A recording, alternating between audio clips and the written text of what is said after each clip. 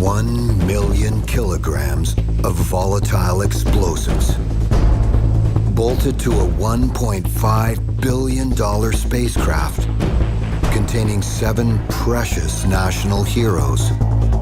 If these rockets go off the way they should, they will propel the space shuttle into orbit.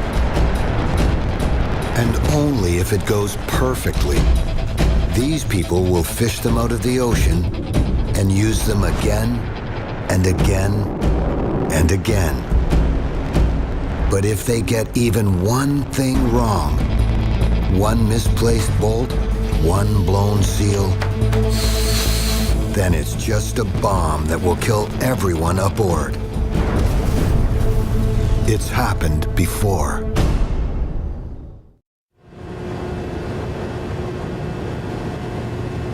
Cape Canaveral, Florida. Space Shuttle Endeavour starts crawling slowly toward the launch pad for its 23rd mission into space. Lashed to its belly, the 2 solid rocket boosters that will propel the shuttle out of the Earth's atmosphere. In all, it's a 2 million kilogram package riding on a massive tracked sled. Its top speed as it heads for the launch pad, 1.5 kilometers per hour. It'll take 5 hours to get to the pad. The solid rocket boosters are 45 meters high, 4 meters wide, the biggest in the world, and the most powerful. They have to be. That's because the solid rocket boosters, or SRBs, have to produce enough brute force to lift the 2 million kilogram space shuttle off the ground safely. At launch, the SRB's fuel is lit, and at 67,000 meters altitude, they will be spent. The empty tanks will be jettisoned off the shuttle, falling harmlessly into the ocean off Florida. At least, that's the hope. PLT, perform APU pre-start. It's launch day. In 7 hours, Endeavour is scheduled to lift off the 127th space shuttle mission in the past 30 years. It will be carried by 2 solid rocket boosters. The real tricky part is, these are not new SRBs. They've launched space shuttles before, multiple times before. It's like a used car. If you're riding in it, you can only hope it's been taken care of. In 7 hours, the world will find out. 250 kilometers away, the crew of the ship Freedom Star prepares for their mission. They will fish the spent SRBs out of the ocean after liftoff. At the helm of the Freedom Star is Captain Kirk. Really, George Kirk is the man in charge of this part of the space mission. What do you have? New contact, Cal. About 13 miles off the port bow. See anything, Anthony? Looks like the overseas Boston. It's 3 hours until launch. 3 hours and 6 minutes until the solid rocket boosters hit the water. And right now, it's Captain Kirk's job to keep the waters in the landing area clear of other ships. It takes precise calculation of wind speeds and water conditions for the crew to figure just where the SRBs might splash down. Kirk, this is what we got here. Can you plot him on there? 20 degrees, 20 north, 077. That 176 square kilometer area of ocean is called the box. Okay, that puts him in the southeast corner of the box, well in. Okay, do you have a course and speed on him, Brent, from the radar or AIS? But today, there's a problem. Another ship has wandered into the box. Anytime during any sort of job, you can have something go south or go wrong, and then you have to make adjustments, and you have to make sure that you do it quick enough. So you always have to be on your feet. Captain Kirk reacts quickly. Overseas Boston, this is the motor vessel Freedom Star, requesting that you alter your course to 080.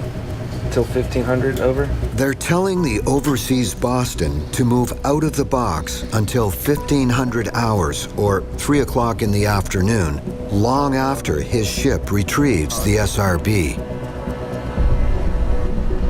The box is now clear, and Captain Kirk and his team are ready to spring into action. 7 minutes to launch. But even at the last minute, if there is just the smallest problem with the SRBs, mission control will cancel. Mike, the engineering team is ready to go. Okay, thank you, Charlie. For now, the reused parts that make up the SRBs appear ready to go. The solid rocket boosters may sound complex, but they're still essentially a bomb with a brain and parachutes.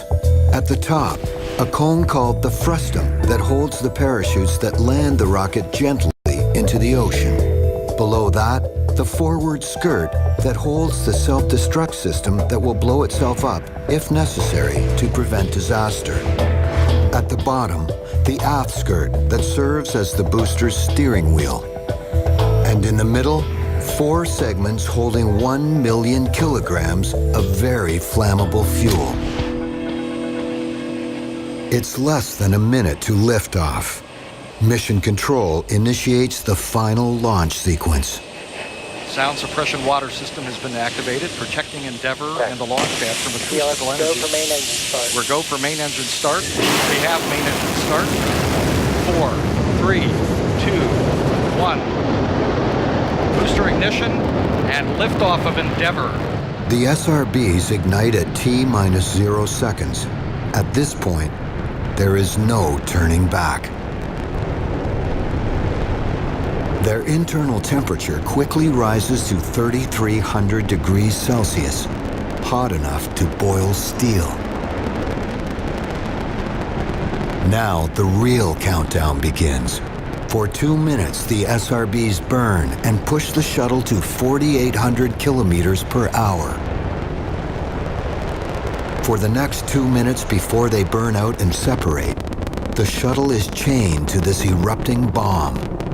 If disaster happens, it probably happens here. Endeavour, go at throttle up.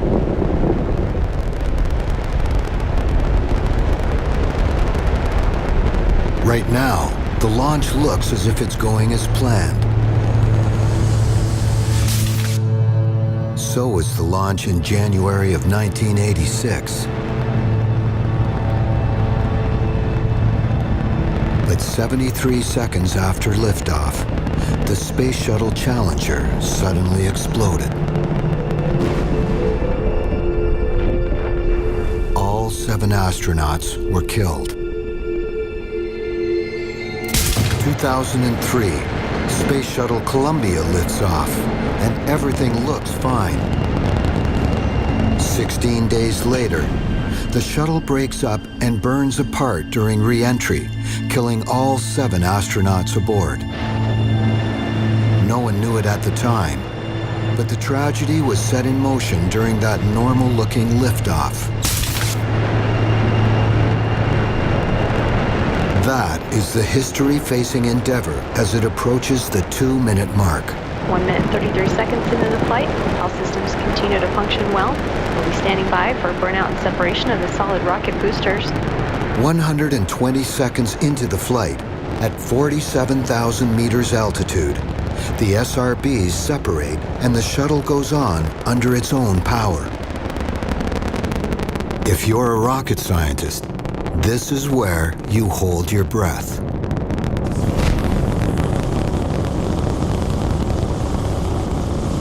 Next stop for the shuttle, orbit. For the SRBs, it's re-entry into the Earth's atmosphere. A 400 kilometer per hour galactic skydive. They free fall for 153 seconds.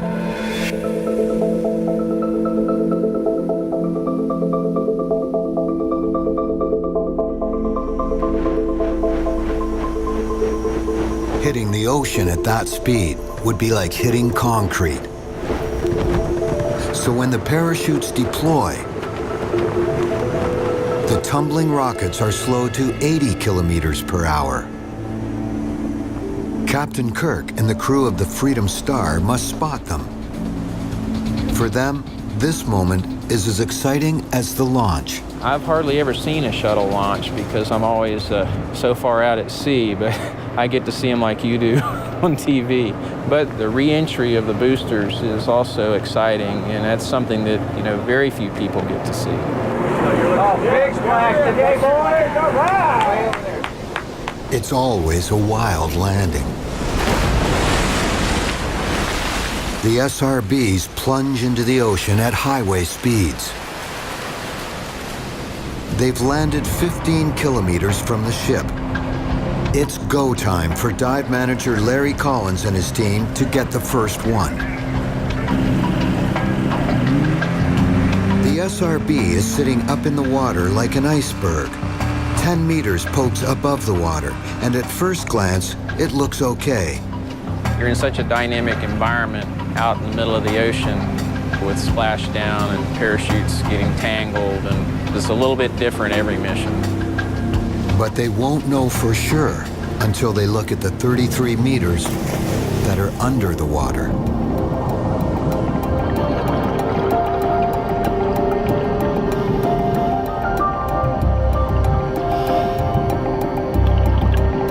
The first step, unhook the parachutes. They'll be reused too.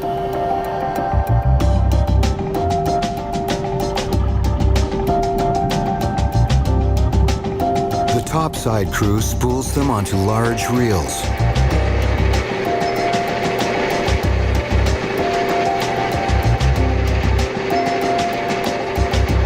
The next step sounds easier than it is. The horizontal flip, which will turn the rocket hulk onto its side. That will make it easier to carry to shore.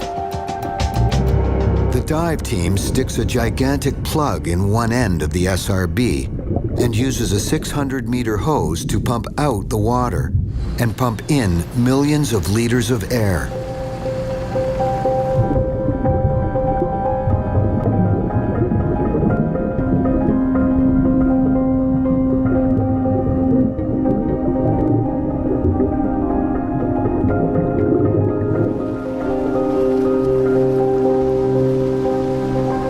For Captain Kirk and the dive team, it's mission accomplished. For the solid rocket booster, its journey back into space is just beginning. And the next challenge for the crew? Get it out of the water.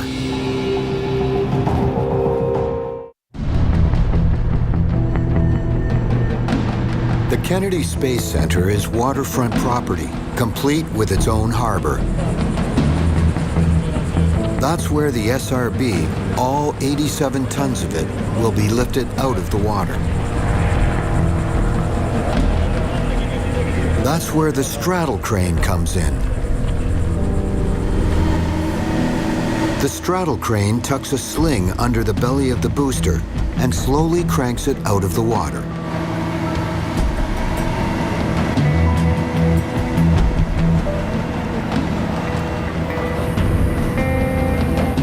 Crews then lower the booster onto a customized dolly.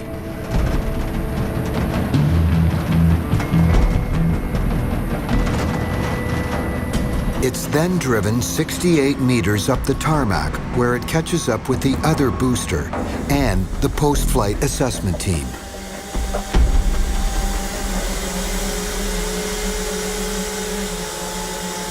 As many as 100 experts, engineers, and technicians can't wait to get their hands on the spent boosters and find out how they did. The dolly can rotate the SRB, so the team can examine the booster 360 degrees. This first look is crucial to the safety of the crew on the space shuttle in orbit right now. That's because damage to the SRB could mean damage to the shuttle. Our primary objective is to see if anything actually hit the orbiter. We assess all the hardware to see if it is damaged in any way, the metals, the electricals, and we just make sure everything functioned as is. Anything out of the ordinary, even a tiny smudge or off-color liquid, must be noted by the team. No detail is too small, and today there's a mystery. It's an odd substance stuck on part of the SRB. They found some yellow objects in one of the pieces of hardware. It actually was a drain where water was supposed to drain out. It was yellow. No one knows what it is. It must be investigated. A lot depends on this inspection. If they don't catch a problem here, the safety of the crew in space could be in jeopardy, as well as the crew of the next mission. It's a lesson that was hard learned. In 2003, Columbia mission STS-107 liftoff looked perfectly normal. But 16 days later, the shuttle disintegrated on re-entry, killing all 7 of its astronauts. Experts were baffled. NASA's then administrator, Sean O'Keefe. This is indeed a tragic day for the NASA family, for the families of the astronauts who flew on STS-107, and likewise tragic for the nation. Searchers combed every inch of ground where the debris might have fallen. They found pieces, some of them tiny. But the shuttle was obliterated. The only intact part of the shuttle system, the solid rocket boosters. And they would hold the key to the mystery. When we lost Columbia, we had the hardware here. We were locked down and we did investigations on everything that was left. See if we could figure out exactly what happened. It took 7 months to discover that, and it turned out to be something very simple. A briefcase-sized chunk of insulating foam broke away during liftoff, piercing the shuttle's left wing.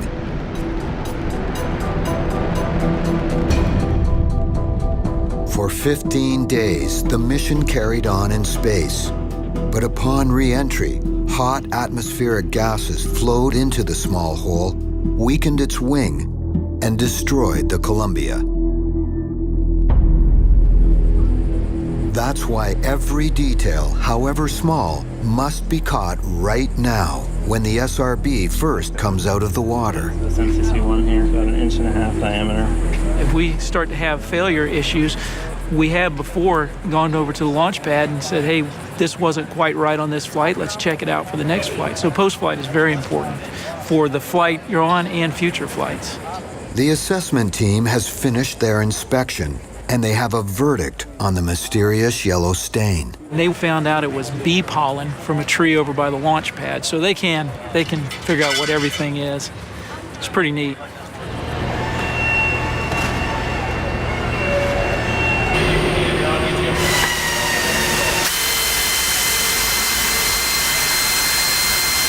The bee pollen is not a problem, and it won't interfere with what comes next, taking the rockets apart. This is the disassembly team. It's the job of these 25 people to dismantle the solid rocket boosters for more inspections and repairs.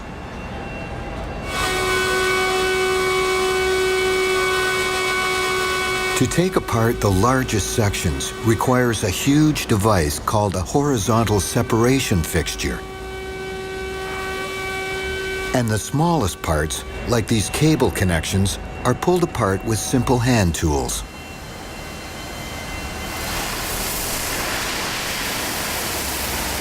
Some segments of the exterior are covered with insulated foam, toasted to a crisp by the heat of ascent.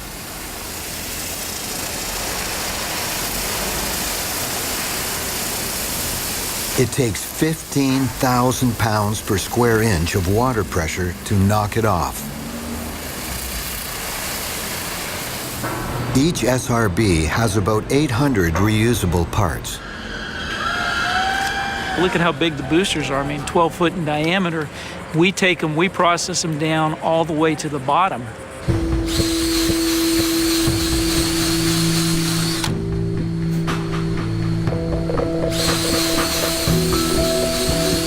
The The solid rocket boosters are now becoming an unrecognizable pile of parts.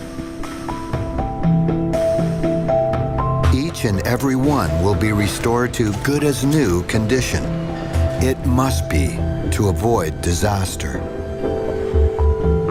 The last one that went, it was important. The next one is even more important. You know, you don't want any errors, you don't want any problems, and that's what you work for. 6 weeks after launch, the 2 massive boosters have been dismantled into about 800 pieces. And each of those pieces must be individually treated before the next flight.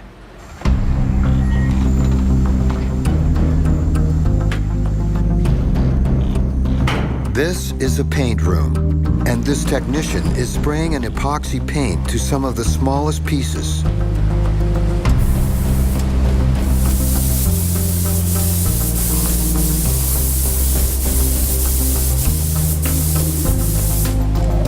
He will do this hundreds of times.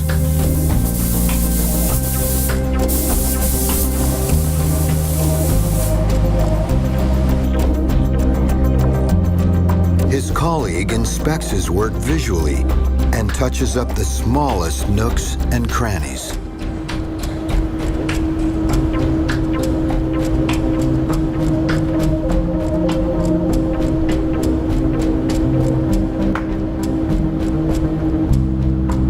Double check, triple check. Redundancy is good. Same goes for the parachutes. If they are to slow the free-falling boosters to a survivable speed, they need to work perfectly. It's Terry McGugan's responsibility to make that happen. We know that there's uncertainties that can happen. It's not a perfect world, and something can go awry, and when it does happen, we're ready to respond to it. And the parachute's function is not as simple as it sounds. About halfway into the SRB's 5-minute free fall from space, a small pilot chute bursts from the nose cap and deploys a larger drogue chute. The drogue snaps the booster vertical, releasing the 3 main parachutes. The canopies decrease the booster's speed from 400 to 80 kilometers per hour, saving them from destruction when they smash into the ocean.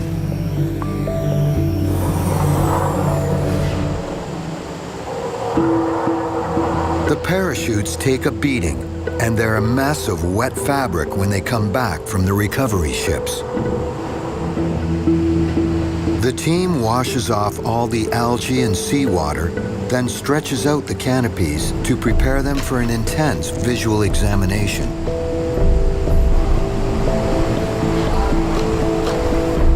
They're looking for any damage. If NASA hopes to reuse these parachutes, not one stitch of the nylon canopy can be ignored. The lead technician scrutinizes and tags the tiniest problems. By the time he's done, there will be hundreds of them. Each will be a repair.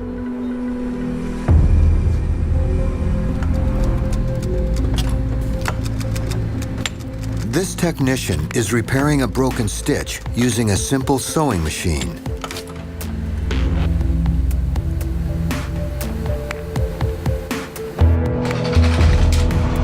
Meet the repacking team. Once the chutes are repaired, it's their job to stuff them back into a frustum canister.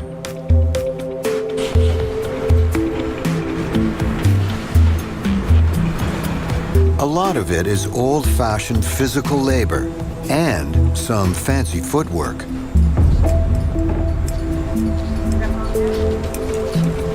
They also get help from hydraulic presses.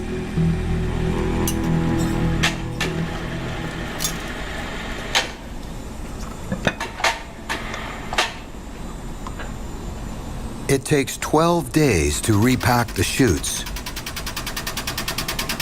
And there can't be any mistakes, or else it's unpack and start over.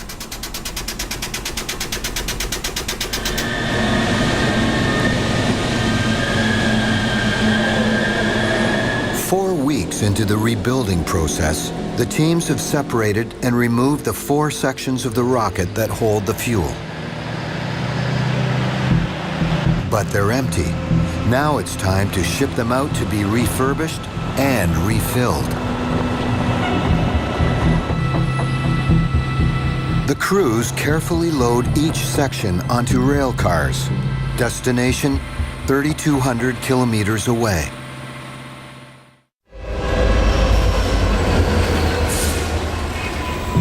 Brigham City, Utah, home to the next critical phase of the solid rocket booster rebuild.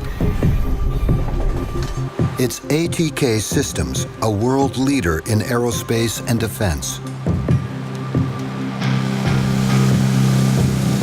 Here, 500,000 kilograms of solid rocket fuel will be packed into the boosters. Ready, Danny? Okay, go ahead and break it over. The team at ATK must take each rocket section, weighing in at 7,900 kilograms, and carefully move it into a pit to be refilled.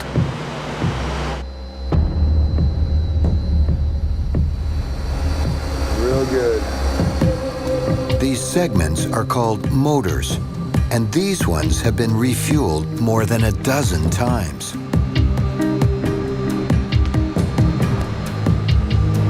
Ready, down, slow. Down.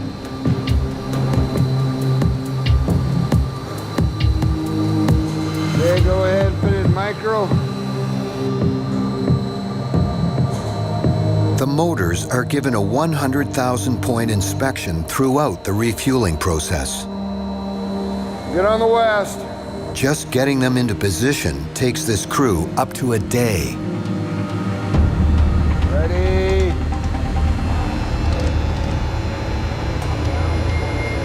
The technicians handle these massive metal hulks with care. They are the bombs the astronauts will be sitting on at liftoff. Obviously, the hardware what catches your attention, initially. It's pretty impressive stuff. But I think after you see the hardware, that starts to wear off a little bit, and you really start to see it's the people. It's the people that make the real critical difference. Occasionally, we'll have astronauts. They provide feedback to the technicians, operators, and so it's really a very symbiotic relationship.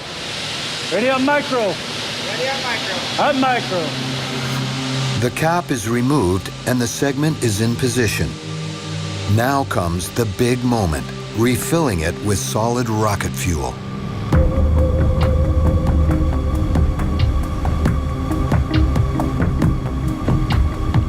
The ingredients: aluminum, iron oxide, and ammonium perchlorate.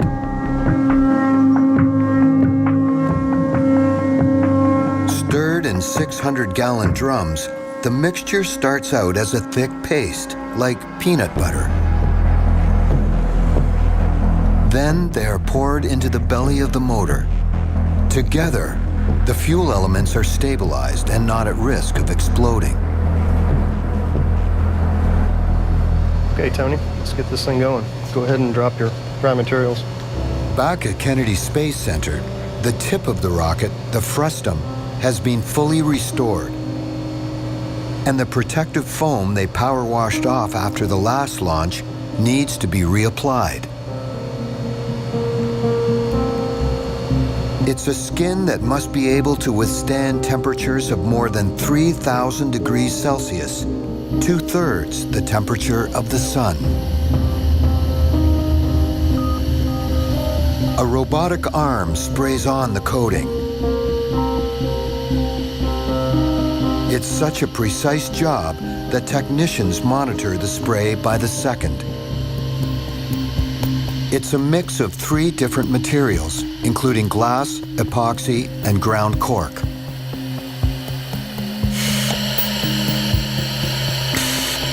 The application must be at least 2.5 centimeters thick, or the astronauts could burn up during flight.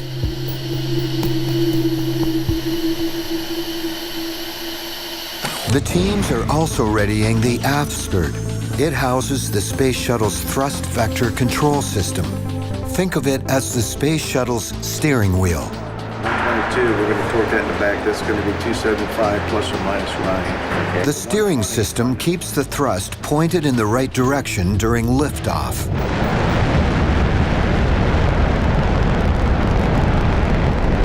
After clearing the tower, it rolls the shuttle on its back to get it on the right trajectory.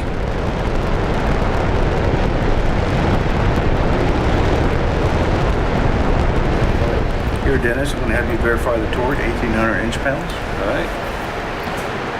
Recycling this important piece is a two-technician job. Okay. Good to go. Use my backup wrench. A stripped bolt here could mean disaster. That's good. If this system fails, the launch will be like letting the air out of a balloon. The shuttle could spiral in any direction. And that steering system, in turn, has a brain that had better be working during liftoff. It's called the Integrated Electronics Assembly, or IEA. It controls the SRB's most critical functions. It's the brain not just for the steering system, but for the entire SRB. The first 2 minutes of flight is where the IEA is used, from ignition to making sure that it's oriented with the rate gyros in the right direction, to separation of the external tank, and then releasing the parachutes so that we can recover the boosters and reuse them. Simply put, the IEA cannot fail. If it does, the astronauts' lives are at risk.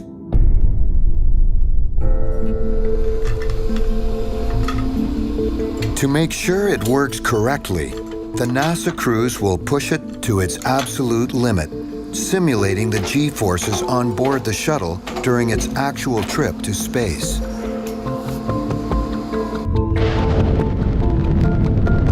Astronauts and their equipment will experience up to 3 Gs of force during ascent. It's a bumpy ride.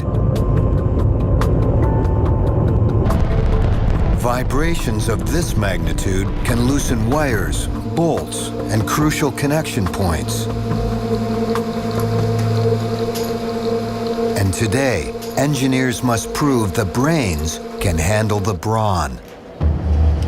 Selecting 17 for vibration test. 3, 2, 1, go. Proceed. This machine is applying enormous force to the IEA, nearly double that of an actual launch.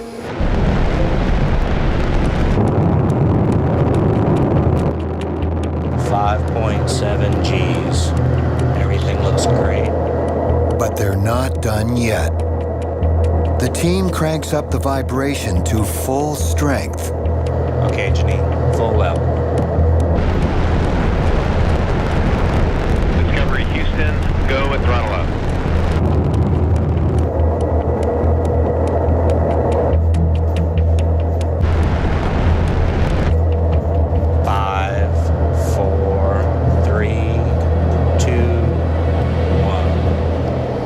Selecting the F9 for post-vibe test. The IEA has survived the test. It can safely be reused on a future space mission.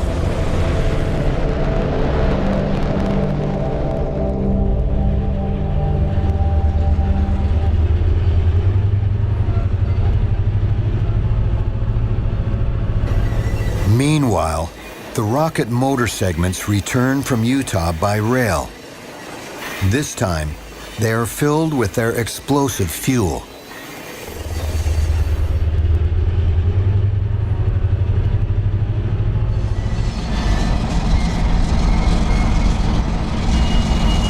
The quality control team crawls inside each segment to inspect the solidified rocket fuel for any possible damage from the ride. Any cracks could affect the burn, and there are no second chances. When rocket fuel ignites, it can't be turned off. At the point of ignition, a flame shoots down the hollowed-out center of the rocket. The surrounding solid fuel then burns from the inside out to allow for an even blast for the duration of flight.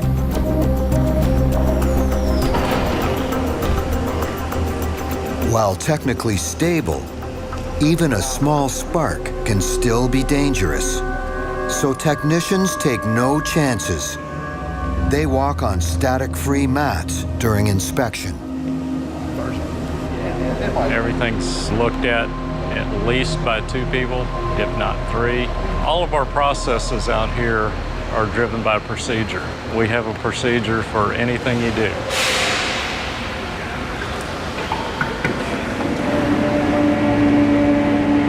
The refueled motor segments have passed inspection. Now, a pair of massive 64-meter bridge cranes lift and rotate the motor pieces.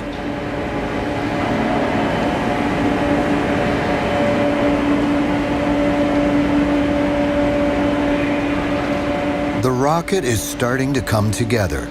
The technicians must be very precise when they make these massive sections. If there are any errors at this stage, it could cause a crack, which could cause disaster.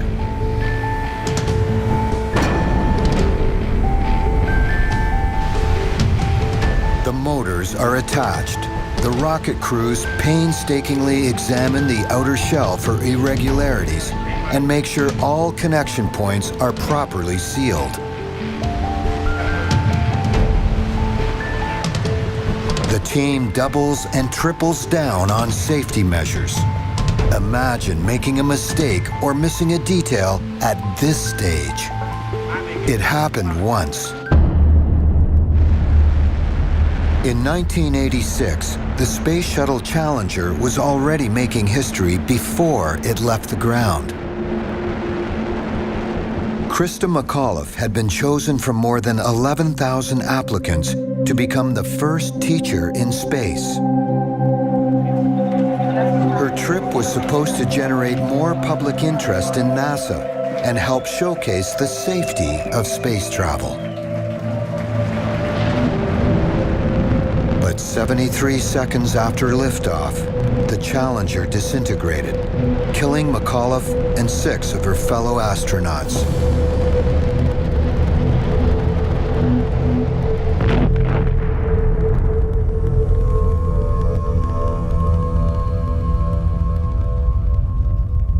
Millions around the world, including thousands of school children, witnessed the tragedy on television. What happened? 6 months later, NASA's official report would state that the problem originated in the solid rocket boosters. What failed was a seal between rocket segments. It's called an O-ring, and when it gave way, pressurized gas leaked out, creating a hole in the solid rocket booster, setting off a chain reaction that caused the entire shuttle to disintegrate. It was the SRB's darkest hour, and it made the phrase solid rocket booster into household words in the US. NASA had to reinvent the entire system before they would allow shuttle flights to continue. After the Challenger O-ring incident, there were a lot of hardware changes and also a lot of procedural changes, the way things were done. It should be noted, none of the shuttle disasters were the cause of a single technician or engineer at NASA. They were simply the outcome of small engineering details with enormous consequences. And ironically, each disaster made subsequent shuttles safer. For instance, now 3 O-rings secure each field joint instead of 2 to add another layer of redundancy. You're on the bottom and you're on the top. Okay.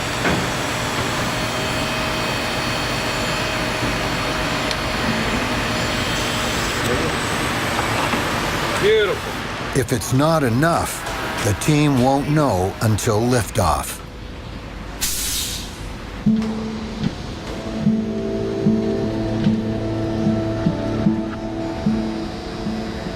More than 30 weeks after they were pulled out of the Atlantic Ocean, the refurbished SRBs are about to come together. The final elements are being added.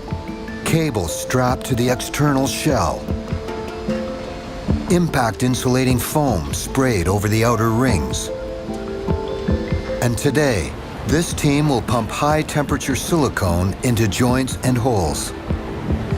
Okay, John, we've reached our viscosity warning. You ready to start shooting?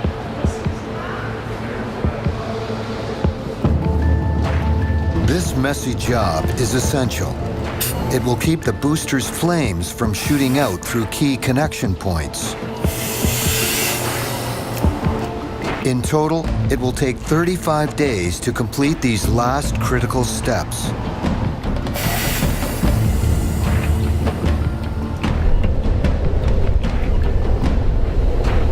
The team is relieved to be done, but each one is nagged by the same thought. Did I miss something? You follow the procedures, and at the end of the day, things are going to be right. The shortcuts, you cannot afford that. You can't afford the errors. So we've got to do it right. We know that. That's our product. Next up, the final stage. Stack the segments together and rebuild the boosters.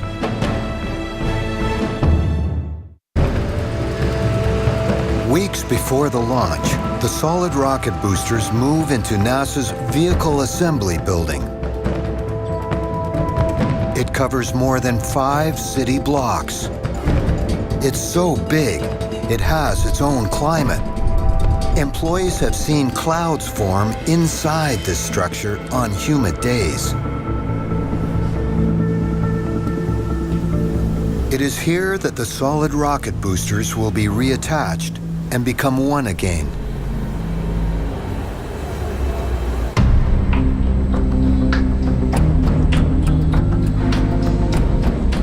The booster segments are stacked to form the familiar shape of a rocket.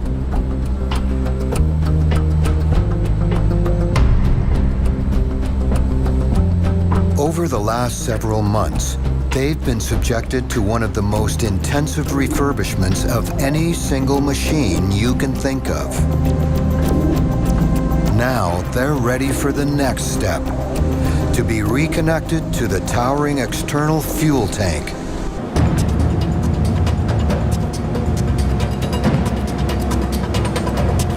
And finally, the iconic orbiter, Discovery.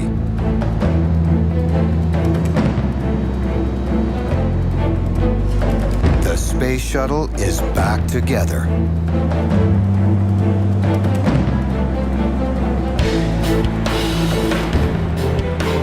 And now, once again, the shuttle will make its slow crawl to the launch pad.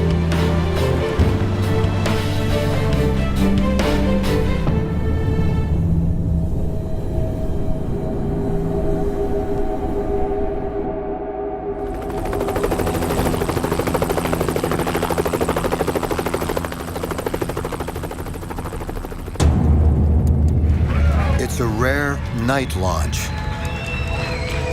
Electric go for orbiter, ATU start. TLC perform ATU start. And the shuttle teams are the ones busy now. The crews that have recycled the solid rocket boosters can only wait and worry. As always, liftoff will be the most exciting moment. I get as big a goosebumps as anybody around. You still get that feeling. And at launch, and you hear the vibration and all of that, it's just like the first one, and it's great. T-minus 15 seconds. The sound suppression water system has been activated. 10. TLC go for main engine start. We have a go for main engine start. Main engine start. 2, 1. Booster ignition and liftoff of Discovery, celebrating its 25th birthday by racking up science and supplies to the space station. 2 minutes, just long enough to hold your breath. Roger, roll, Discovery. The thrust vector control system successfully rolls the shuttle onto its back.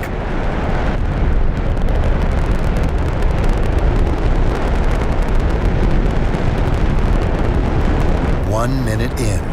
So far, so good.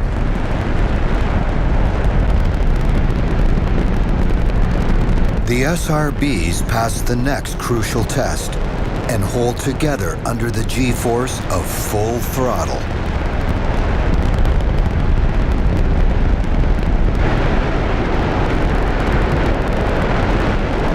Now, as the solid rocket boosters are set to separate, the moment of relief or disaster.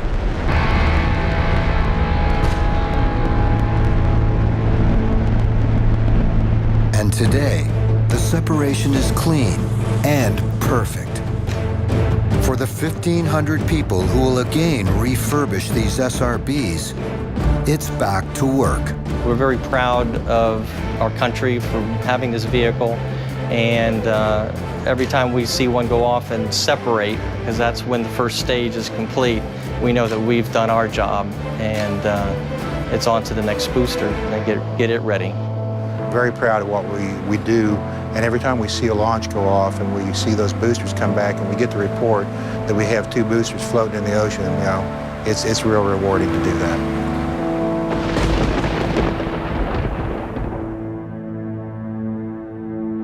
After 30 years, the space shuttle will be replaced by a new launch system called Ares 1.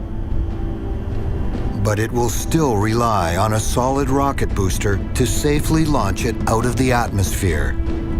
And NASA and its crews will still retrieve it, recreate it, and send it into the heavens again and again.